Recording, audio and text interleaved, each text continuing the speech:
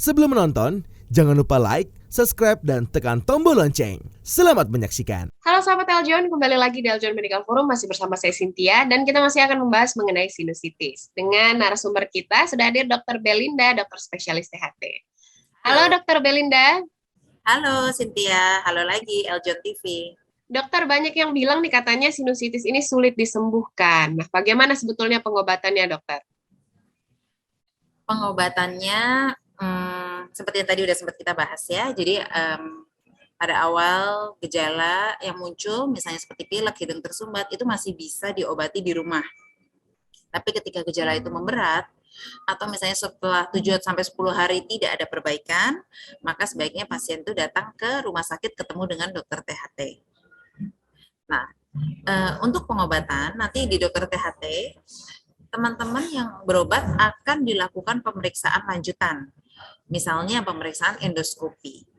Ya, endoskopi itu kita menggunakan alat seperti teropong yang dihubungkan dengan layar monitor untuk bisa memeriksa lebih dalam ke dalam rongga hidung dan melihat celah-celah sinusnya itu. Kemudian dokter THT biasanya dari situ akan melakukan penilaian. Apakah pada pasien ini akan diberikan terapi selanjutnya, yaitu dengan penggunaan antibiotik, penggunaan obat semprot, atau bahkan mungkin perlu tindakan operasi. Nah, itu beda-beda kondisi. Untuk itu, teman-teman Eljon sebaiknya datang ke dokter THT. Nanti dokter THT yang akan melakukan penilaian. Oke. Kalau yang sampai dioperasi itu, kenapa dokter kondisinya? Yang sampai dioperasi itu biasanya yang tidak respon dengan pengobatan. Jadi udah dikasih terapi, lalu diobservasi 6-12 minggu, ternyata tidak ada perbaikan. Atau bahkan tambah parah. Nah, itu mau nggak mau mesti nanti selanjutnya adalah operasi. Atau pada kasus-kasus yang sudah mengalami komplikasi. Seperti yang tadi sebelumnya sudah kita bahas, komplikasi ada perluasan ke daerah lain di wajah atau ke kepala, nah itu langsung pasti dibutuhkan operasi segera. Oke. Kalau pengobatan pada anak-anak tadi yang sudah yang bisa terpapar gitu ya dokter ya, apakah ada perbedaannya atau sama dokter? Ya, pada anak-anak sama. Untuk tahap awal bisa dilakukan pengobatan di rumah dulu. Lalu bila tidak mengalami perbaikan dibawa ke dokter THT. Nanti dokter THT akan memberikan biasanya sih antibiotik. Oke. Tapi semua sinus itu apakah tidak semua artinya membutuhkan antibiotik ya, Dok? Tidak semuanya. Justru itu yang sering kali salah konsep, kayaknya mungkin masyarakat itu mengertinya, aduh kalau udah sinus mesti antibiotik, tapi enggak. Kita justru harus membatasi penggunaan antibiotik, karena kadang-kadang antibiotiknya tidak diperlukan. Oke.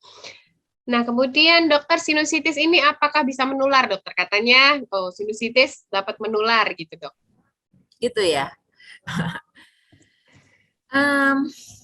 Sinusitis menular atau enggak? Tentunya yang virus, bakteri, itu bisa menular ya.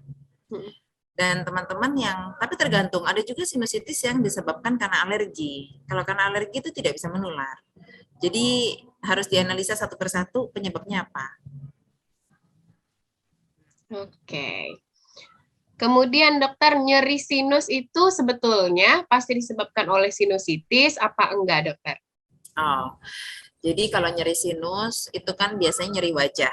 Di mana letak-letak ada sinusnya, kalau di situ terisi penuh, nyerilah dia. Tapi nggak selalu nyeri wajah itu penyebabnya satu-satunya hanya sinus. Bisa juga nyeri wajah itu disebabkan karena sakit gigi. Ya, karena akar gigi dengan rongga sinus itu letaknya dekat sekali. Tipis banget. Cuma ada namanya Schneiderian membran. Itu tipis, cuma membran 2 mm yang membatasi antara gigi sama sinus.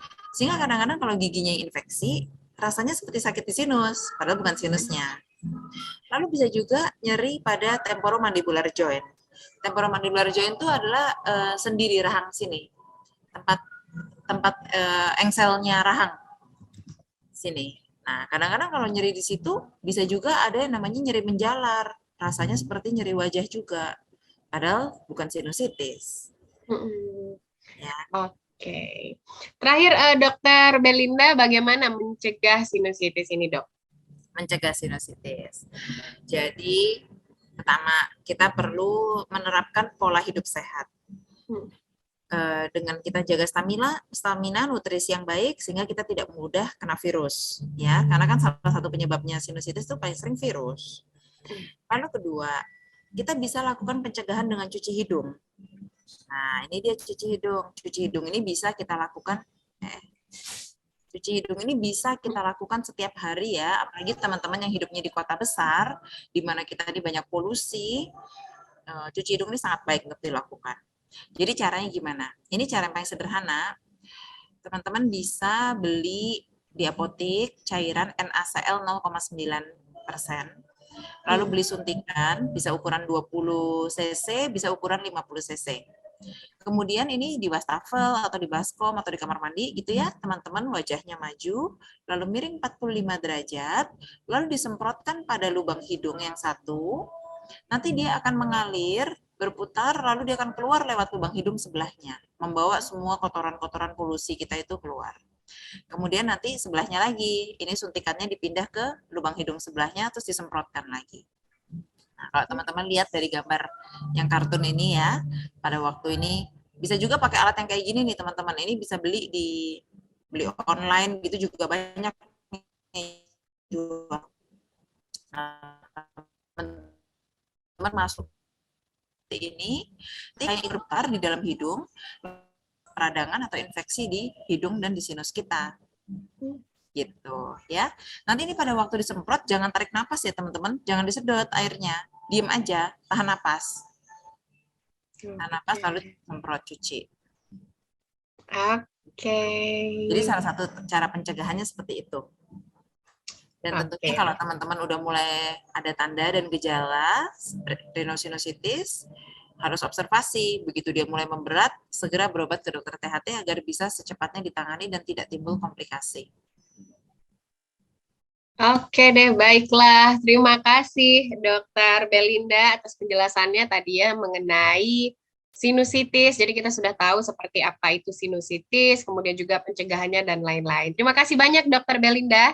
Sahabat Eljon, itu dia tadi kita sudah mendengarkan dari Dokter Belinda ya, apa itu sinusitis, di bagian mana penyebabnya, kemudian juga pengobatannya. Yang penting harus segera dilihat ya tadi tanda-tandanya. Apabila ada tanda-tanda yang arahnya mungkin yang tadi sudah disebutkan, mungkin boleh langsung dibawa ke dokter THT. Kemudian pencegahannya tadi pembersihan hidung juga sudah dijelaskan bagaimana tata caranya.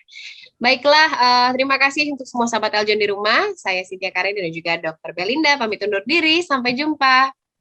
Si Patrick dan Tuan Crab lagi tamasya. Diklik subscribe-nya ya.